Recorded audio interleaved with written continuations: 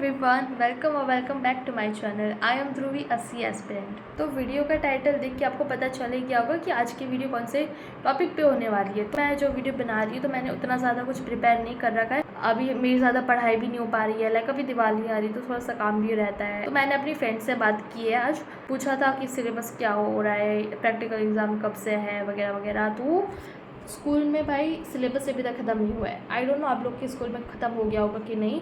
उसके स्कूल में अभी सिलेबस ही ख़त्म नहीं हुआ है, अभी तो बहुत सारा बाकी है। तो आप अभी से अपनी प्रिपरेशन, मतलब अभी से अपने रिवीजन वगैरह सारा कुछ स्टार्ट कर दो। आप कभी राह मत देखना सिलेबस की। आप, मुझे नहीं पता कि आप लोग का हो गया होगा स्कूल में या नहीं।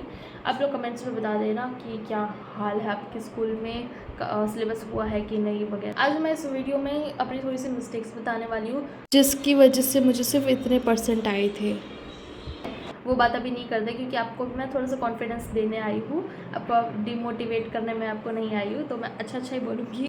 ओके, तो मैं यहाँ पे अभी मैंने सिर्फ इतनी सी प्रिपरेशन किया कि मैंने अपनी 12th के जो भी रिसोर्सेज थे मैंने वो सब यहाँ पे ला के रख दिया है आपको बताने के लिए, ऑफ कोर्स। तो अब वीडियो को स्टार्ट करते हैं।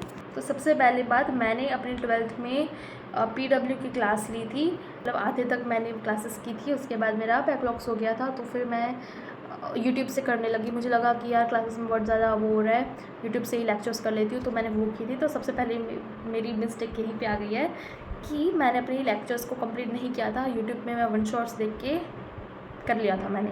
बुक्स की बात करते तो पहले मैंने थी मेरी PW की बुक्स, जिसको मैंने ज़्यादा यूज़ नहीं किया था, लाइक स्टार्टिंग में यूज़ किया था। उसके बाद मैंने, क्योंकि हमारे स्कूल में ये बुक्स फॉलो होते हैं हम लोग को, संदीप गर्ग की बुक, एंड मैं इसी को फॉलो किया था। एंड ये बहुत ज़्यादा बढ़िया बुक्स है। एंड आपने नहीं लिया, आप जिस भी बुक से पढ़ रहे हो आप पढ़ो, क्योंकि अब तो बोर्ड्स एग्ज़ाम पे आने वाले हैं। तो जो भी है मैं बोलूँगी कि ये बुक्स बहुत ज़्यादा अच्छी है, संदीप गर्ग की बुक। अब ये बुक्स लो, उसके बाद आपको कोई और बुक की ज़रूरत नहीं है। NCERT भी मैंने बिजनेस स्टडी के लिए ली थी, बट ये पढ़ा वो पढ़ा तो मुझे लगा इसमें ज़्यादा अच्छा है, तो फिर मैंने इसी से पढ़ा था। 10th तक ठीक होता है, लेकिन जब आप 11th-12th में आ जाओ, ये ना रेफरेंस बुक, ये आपके लिए फिर बेस्ट होती है। हमारे मेरी सेकेंड मिस्टेक मैं यहाँ पे बताती हूँ, मैंने बुक की लैंग्वेज याद नहीं करी थी। हमारे एजुकेशन सिस्टम थी, उसमें चाहिए होता है इन लोगों को कि हम लोग यहाँ से कॉपी करके वहाँ पे पेस्ट करें, क्या ये चाहिए होता है। वो हमें दे देता है फुल मार्क्स इसके लिए, हम एग्ज़ाम में जाके अपने ओन वर्ड्स में लिख के आ जाते हैं इसके। तो मतलब मैं बता रही हूँ कि ठीक है, अगर आप लोग को रट्टा मारना आता है तो फिर आपके लिए फिर भी अच्छा है कि आपको अच्छे मार्क्स मिलेंगे। अगर आपको नहीं आता आपके लिए फिर भी अच्छा है, क्योंकि आप कंसेप्ट बिल्डिंग पे ध्यान दे रहे हो। वो आप लोग के अभी प्रैक्टिकल्स स्टार्ट मतलब होंगे, मुझे याद नहीं है मेरे कब हुए थे, तो आप लोग के कब होंगे वो मुझे नहीं पता, बट आपने शायद से फाइल बना ली होगी या फिर अभी अब बना ही रहे होंगे फाइल्स। मैंने अपनी फाइल्स एकदम एंड में जाके बनाई थी, जब हमारा आने वाले थे प्रैक्टिकल्स, तो उसके थोड़े से दिन बाकी थे, तो मैंने तभी बना ली थी। एंड मैंने अच्छी बनाई थी। अगर मेरे पास उसके फ़ोटोज़ भी पड़े होंगे तो मैं वो भी यहाँ पे शेयर कर दूँगी, मेरे पास अगर फ़ोटोज़ होंगे तो मैंने पहले बनाई थी ऐसी फाइल। आई नो बहुत ख़राब है। तो मैंने पहले बनाई थी ये file, foreign exchange rate topic था मेरा, मैक्रो से मैंने लिया था ये टॉपिक। तो ऐसा कुछ बनाया था, लेकिन ये बहुत ज़्यादा बेकार लग रही है, लाइक ऐसे एकदम कुछ है ही। ये मेरा सर्टिफिकेट है, बाय द वे मैं CCA कैप्टन थी, वो बताना नहीं था, आई नो, सॉरी, इसमें था मैंने बता दिया। तो ये मैंने बनाई थी तो बहुत बेकार थी, तो फिर मैंने सोचा कि छोड़ो इसको, छोड़ो। फिर मैंने दूसरी फाइल बना ली, क्योंकि मेरे को प्रैक्टिकल सब्जेक्ट में सब में 20 मिले थे, सिर्फ मुझे इंग्लिश में 19 मिले थे। उसके अलावा बाकी सब में 20 मिले थे, एंड मतलब सबको बहुत ज़्यादा अच्छे मार्क्स मिले थे। तो आप लोग बिल्कुल भी उसके लिए मत डरो कि हमारे बोर्ड में शायद से अच्छे मार्क्स आएंगे बट प्रैक्टिकल की वजह से कम हो जाएंगे, नहीं होंगे। प्रैक्टिकल में आपको अच्छे मार्क्स दे ही देते हैं, स्कूल वाले भी दे देते हैं, जो बाहर से आते हैं वो लोग भी दे देते हैं। मेरे सबसे ज़्यादा मार्क्स आए थे इकोनॉमिक्स में, मेरे 93 मार्क्स आए थे, क्योंकि मैं उसका बता रही हूँ मतलब स्पेसिफिकली, क्योंकि दूसरे सारे सब्जेक्ट में मेरे को कम मार्क्स आए थे, लाइक 75, 74, मेरे को ऐसे सारे मार्क्स आए थे जो कि मेरे को अनएक्सपेक्टेड थे। और मुझे जब मैंने पेपर देख के आई मैं घर पे, तो मैंने चेक किया अपने आप से पेपर, तो 80 मैं अपने आप को दे रही थी, बट तो मेरे 70 की लाइन में आए थे सारे में। एंड अकाउंट्स में तो मेरे को बहुत ज़्यादा, मेरे को अकाउंट में सिर्फ 65 आए थे, क्योंकि ऑब्वियसली मैंने बहुत बड़ी मिस्टेक की थी। और अकाउंट्स में क्या किया था कि मैंने पहले पूरा जो अपनी पार्ट ए वाली बुक है जिसमें पार्टनरशिप वगैरह है, तो वो सारी मैंने अच्छे से कर लिया। उसके बाद हमारी जो दूसरी बुक है कंपनीज़ वाली, मैंने वो स्टार्ट की, वो भी मैंने बहुत लेट स्टार्ट की थी। तो मुझे पार्टनरशिप में जो हमारा रिटायरमेंट है एंड डेथ है वो मेरे को समझ में नहीं आ रहा था। बाकी एडमिशन डिसोल्यूशन तो मेरे को थोड़ा सा समझ में आ गया, मतलब वो तो समझ में आ गया था। डिसोल्यूशन में थोड़ी सी प्रॉब्लम थी, कंप्लीट कर लिया। उसके बाद मैं चली गई कंपनीज़ में मैंने पूरा शेयर्स वाला, उसमें मैंने शेयर्स वाला एकदम बढ़िया से कर लिया। Pro data, for future, calls in arrear, advance, सब कुछ। जो इशू ऑफ शेयर्स है ना, वो तो वो मेरे को इतना पसंद था कि मैं बस उसके क्वेश्चंस करती रहती थी। उसके मैंने टीएस ग्रेवाल से बहुत सारे क्वेश्चंस किए थे, तो बहुत अच्छे से मेरा चल रहा था। बट मुझे डिबेंचर्स नहीं आता था, क्योंकि मेरे क्लास में सब लोग बोल रहे थे कि डिबेंचर्स आता है, शेयर्स नहीं आता। मैं थी कि मेरे को शेयर्स आते, डिबेंचर्स नहीं आता, क्योंकि मैंने डिबेंचर्स कर ही नहीं रखा था। शेयर्स में मैंने प्रैक्टिस की थी तो मुझे आता था। तो मैंने क्या किया, मैंने अपनी ये बुक 2 शेयर्स वाली कर ली। वो मैंने बहुत ज़्यादा एंड में वो ली थी, ये टॉपिक उठाया था। तो उसके बाद मेरे पास बिल्कुल भी टाइम नहीं था रिवीजन के लिए, मतलब बिल्कुल भी टाइम नहीं था मेरे पास रिवीजन के लिए। जब मेरे पास रिवीजन के लिए टाइम आया, मैंने अपनी जो पार्टनरशिप वाली वो बुक मैंने खोली। मैंने जैसे क्वेश्चंस देखे मैं सब कुछ भूल गई, मुझे कुछ याद नहीं था कि इसको कैसे सॉल्व करते हैं। मैं सबके लिए वापस से पिछला सब कुछ देख रही थी। फिर मैंने वन शॉट्स देखने स्टार्ट कर दिए कि मेरे को तो सब कुछ मैं भूल गई हूँ। पूरे मैंने वन शॉट देखे सारे चैप्टर्स के, तो बहुत एंड में चला गया था ये सारी चीज़ें, तो उसका मेरे को भूल गई थी, तो मैंने आधा वो किया यहाँ के। फिर मैं वापस से यहाँ पे आई शेयर्स में। तो शेयर्स ऐसे ही कि उसमें जर्नल एंट्रीज हम लोग बहुत जल्दी भूल जाते हैं, तो वो भी मैं बहुत जल्दी भूल जा रही थी। तो फिर उसको भी रिवाइज़ किया, इसको भी रिवाइज़ किया। तो दोनों में करने के चक्कर में मेरा दोनों ख़राब हो गया। मेरे को दोनों में बहुत ज़्यादा कम चीज़ें मतलब याद रही। उसके बाद मैं सारा कुछ भूल गई थी।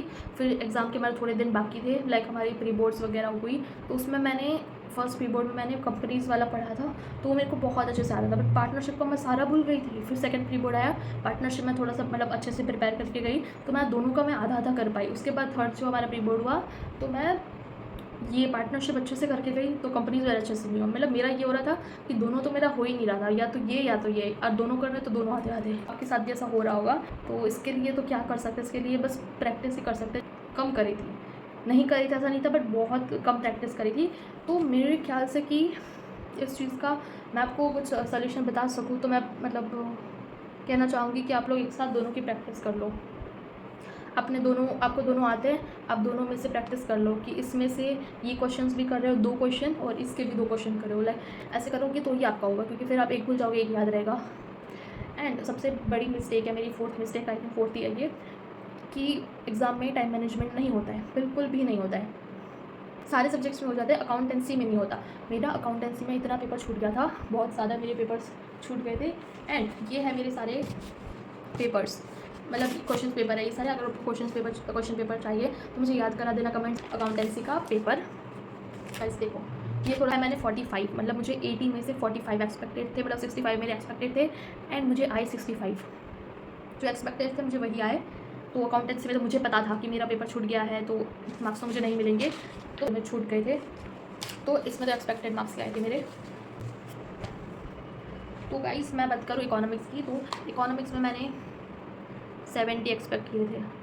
80 में से मुझे 70 आएंगे, ये मेरे एक्सपेक्टेड थे। एंड मुझे 73 आ गया इकोनॉमिक्स में, एंड 93 हो गया 100 में से। तो मेरा सबसे बेस्ट पेपर, मेरी पूरी लाइफ का सबसे बेस्ट पेपर इकोनॉमिक्स का गया था। मुझे 10th में सोशल साइंस में आए थे, एंड 12th में इकोनॉमिक्स में आ गए। तो मेरे थियरी सब्जेक्ट तो है ही अच्छे है, मेरे थियरी सब्जेक्ट सही था मेरा। कुछ चीज़ें थी जो मैंने लिखने में थोड़ी सी गड़बड़ कर दी थी, तो MCQs भी मेरे सही थे इकोनॉमिक्स में सारे। 1-2 शायद से 1-2 गलत थे, शायद से 1 या 2 गलत थे। और हिंदी में मेरे एक्सपेक्टेड थे 60, मतलब कि 80-100 में से, बट मुझे 75 या 74 आए थे हिंदी में। तो मैं अपने आप से हार्ड ही की थी, लेकिन फिर भी इतने आ गए। मतलब बोर्ड एग्जाम में पेपर चेकिंग बहुत हार्ड हो रही है अब धीरे करके। तो पेपर है इंग्लिश का, इंग्लिश में भी मैंने भैया एक्सपेक्ट किया था कि 100 में से 80 मिलेंगे, उसमें भी मेरे को 75 या 76 कुछ मिला, तो वो भी थोड़ा सा कम था मेरे लिए। अकाउंटेंसी भी तो मैंने बताया, अकाउंटेंसी का तो इसमें बिजनेस स्टडी का पेपर नहीं है। तो बिजनेस स्टडी में मेरे थे कि 80 मार्क्स मुझे आएंगे, बट उसमें भी मेरे 74 या समथिंग आए, या फिर 70 या 68 नहीं 72 कुछ आए, तो वो भी बहुत कम थे, आई नो।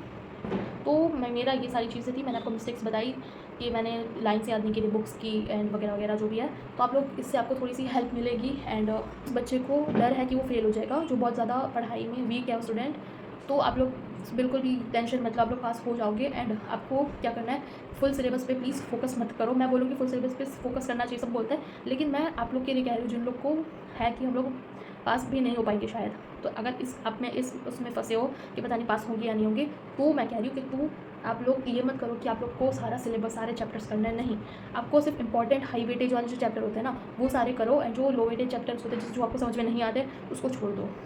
जो चैप्टर्स आपको समझ में आ रहे हैं वो सारे चैप्टर्स करो, लेकिन वो सारे चैप्टर्स बहुत अच्छे से करो, उसके क्वेश्चंस बहुत सारे क्वेश्चंस करो, तो आपसे हो जाएगा, कोई प्रॉब्लम नहीं होने वाली है। एंड जिन बच्चों को 60-70% का कि इतने आने चाहिए, एडवाइस सेम एडवाइस है कि जो हाई वेटेज चैप्टर्स है उनको आप पहले कर लो। अभी आपके पास टाइम है पेपर्स क्वेश्चन सॉल्व करने का, तो पूरा अपना 100% दो। आपको जो जो टॉपिक समझ में आता है आप उसके बहुत सारी प्रैक्टिस कर लो, बहुत सारी प्रैक्टिस कर लो। दोनों पार्ट में फोकस करो, ए में भी करो, बी में भी करो, लेकिन आपको जो हार्ड लगता है या फिर जो लो वेटेज है उसको आप अभी के लिए छोड़ सकते हो, मतलब उसको ठीक है छोड़ दो। आपको नहीं आ रहा है कोई नहीं, छोड़ दो उसको, लेकिन जो आपको आता है उसको अच्छे से एटलीस्ट कर लो।